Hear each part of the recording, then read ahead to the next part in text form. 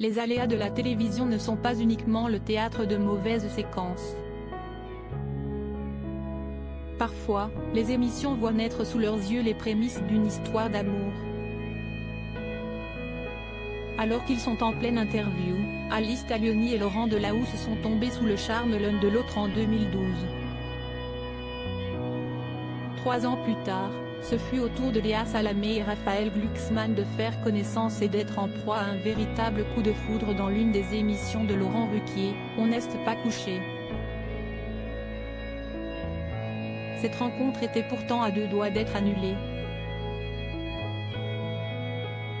À l'époque, les attentats du 13 novembre 2015 à Paris viennent d'avoir lieu. Au lendemain du drame, un débat prend place au sein de France Télévisions. On n'est pas couché doit-elle être diffusée ou non? Si Laurent Ruquier insiste pour que le direct se fasse, Léa Salamé n'est pas vraiment du même avis. Moi j'avais dit à Laurent il faut qu'on supprime, on ne peut pas faire un On n'est pas couché, il ne faut pas qu'on soit à l'antenne et Laurent avait insisté, avait convaincu la chaîne, avait rappelé la journaliste en 2020 dans On est presque en direct. Il y avait plein d'artistes, plein d'intellectuels, plein de politiques qui étaient venus ce soir-là juste 5 minutes dire rien au fond, juste leur tristesse.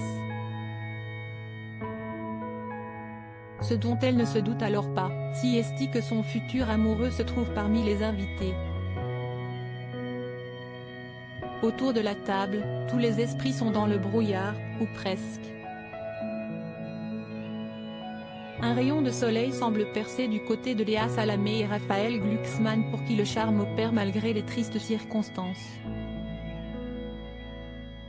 Quelques heures plus tôt, ils étaient pourtant loin d'imaginer que le bonheur frapperait à leur porte, surtout le député. Je me souviens que le soir du 13, on a fait un pot pour commémorer mon père. Il y avait tous ses copains et c'étaient des médecins humanitaires.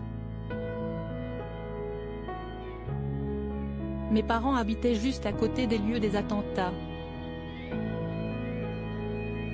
Tout d'un coup, tous les téléphones se mettent à sonner et ils descendent poser des garrots. Ces souvenirs lui font envisager l'annulation de sa venue dans l'émission de Laurent Ruquier. Une présence qu'il n'annulera finalement pas et qui changera à tout jamais sa vie.